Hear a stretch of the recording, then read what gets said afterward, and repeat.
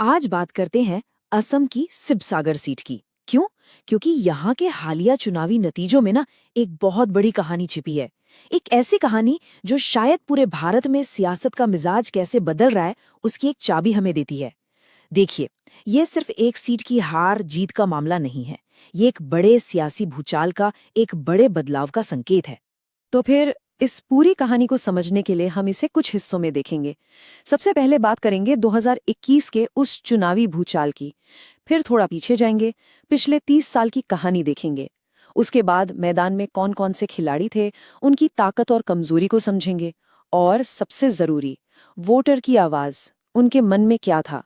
और आखिर में यहाँ से आगे का रास्ता क्या हो सकता है, इस पर भी बात करेंगे।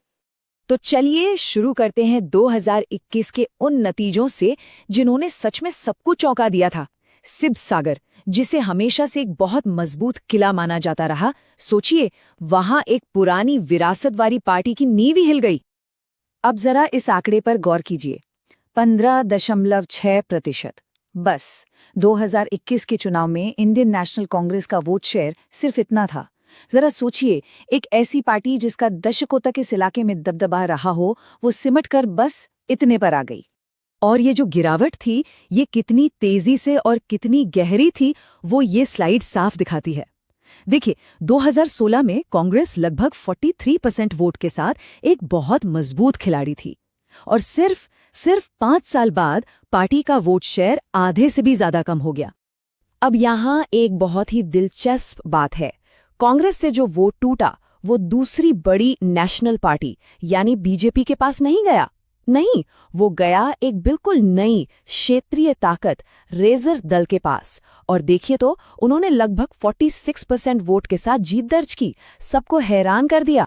तो सवाल ये उठता है कि क्या ये सब अचानक हो गया, एक झटके में, या फिर इस सियासी जमीन के नीचे दरारें बहुत पहले से पड़ रही थीं और उन संकेतों को बस कोई पढ़ नहीं पाया।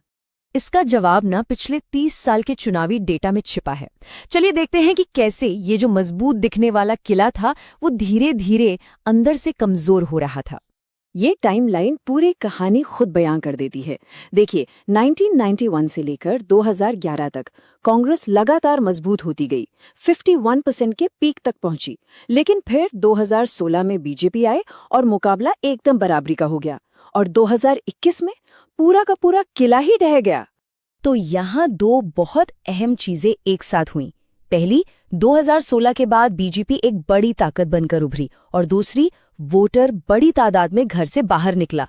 टर्नआउट देखिए, लगभग 70% से बढ़कर सीधा 82% हो गया। ये दिखाता है कि लोग बदलाव के लिए कितने तैयार थे।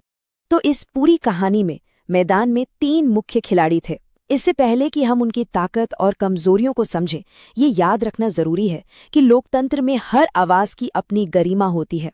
संविधान हमें बोलने की आजादी देता है, लेकिन साथ ही एक जिम्मेदारी भी कि हमारी बातें तथ्यों पर आधारित हों और समाज को जोड़ने का काम करें, तोड़ने का नहीं। ये टेबल देखिए, ये सब कुछ एकदम साफ कर देती है। एक तरफ कांग्रेस, जिसके पास अपनी पुरानी विरासत थी, एक रूरल नेटवर्क था। दूसरी तरफ बीजेपी, जिसके पास सत्ता थी, संसाधन थे। लेकिन इन दोनों के बीच में राइजर दल, वो अपने जमीनी नेता की लोकप्रियता के दम पर एक ऐसी ताकत बन गई जिसका अंदाजा शायद किसी को नहीं था। और इस पूरे माहौल में एक और बहुत बड़ी चीज काम कर रही थी, वो थी एंटी सीएए की लहर। मतलब, नागरिकता संशोधन कानून के खिलाफ जो विरोध था, उस भावना ने असम की राजनीति पर बहुत गहरा असर डाला। और इसका सीधा फायदा मिला राइजर दल के नेता अखिल गोगोई को, जो इस आंदोलन का एक बहुत बड़ा चेहरा थे। अच्छा, पार्टियों की रणनीति तो ठीक है, पर अब बात करते हैं उनकी जिनके लिए ये चुनाव था, आम वोटर की। आखिर वो कौन से मुद्दे थे, कौन सी बातें थी जिन्होंने 82% लोगों को वोट डालने के लिए घर से बाहर निकाला। इस चुनाव की सबसे खास बात ये थी कि इसमें बड़े बड़े राष्ट्रीय मुद्दों पर बहस नहीं हुई। सारी बातचीत एकदम जमीनी, लोकल मुद्दों पर आकर टिक गई। लोगों के लिए उनकी मिट्टी, उनकी पहचान और उनकी रोजमर्रा की जो परेशानियां थीं, वो सबसे ऊपर थीं।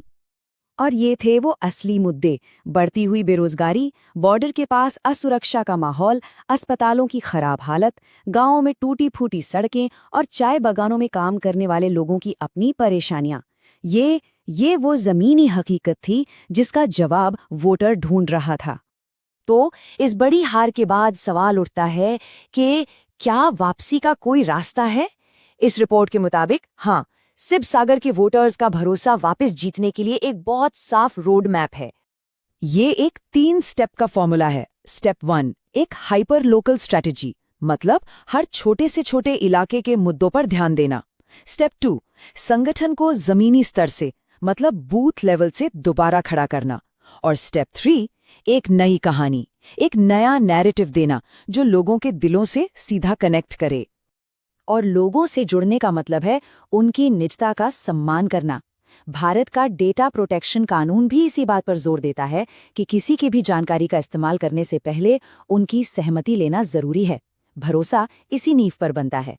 और वो नई कहानी, उसकी आत्मा इस नारे में छिपी है, आमार माटी आमार भविष्यत, यानी हमारी मिट्टी हमारा भविष्य। ये चार्ट दिखाता है कि प्राथमिकताएं क्या होनी चाहिए। सबसे ज्यादा जोर 40% लोकल मुद्दों पर, उसके बाद 30% संगठन को मजबूत करने पर। संदेश बिल्कुल साफ है, जीत का रास्ता दिल्ली या दिसपुर की बड़ी सड़कों से नहीं, बल्कि गांव की पगडंडियों से होकर गुजरता है। तो आखिर में ये जो शिवसागर की कहानी है, ये हमें भारतीय राजनीति के भविष्य के बारे में क्या बड़ा सबक सिखाती है? सबक बिल्कुल साफ है। अब सिर्फ पुरानी विरासत या पार्टी के बड़े नाम के सहारे चुनाव नहीं जीते जा सकते। आज का वोटर बहुत जागरूक है, उसके पास जानकारी है और वो अपनी स्थानीय समस्याओं का ठोस समाधान चाहता है। अब सिर्फ परफॉर्मेंस और जमीन से जुड़ाव ही जीत की असली कुंजी है।